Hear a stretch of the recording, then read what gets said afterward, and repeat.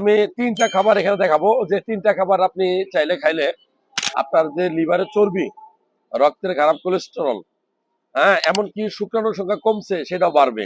দেখেন তিনটা খাবার আমি দেখাচ্ছি। একটা হলো ডিম, এটা আমরা বাজার থেকে কিনে নিয়ে আসছি নাকি, সিদ্ধ ডিম কিনে নিয়ে আসছি। আচ্ছা আচ্ছা আমাদেরকে দিছে, কি দিচ্ছেন আপনি?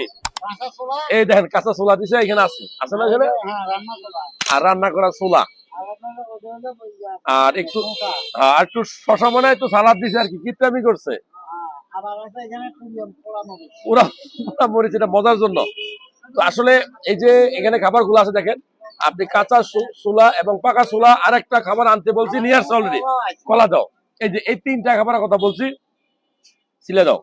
এই তিনটা খাবার যদি আপনি একসাথে খান, আপনার লিভারে যে অতিরিক্ত চর্বি আছে এটা কমবে। বিশেষ করে এই যে কাঁচা ছোলাটা খুব গুরুত্বপূর্ণ।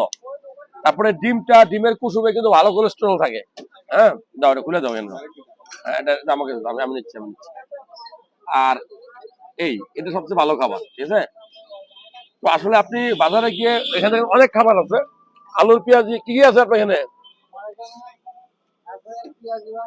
হ্যাঁ আলুর চপ আছে, বেগুনি আছে, ছোলা আছে, মুড়ি আছে।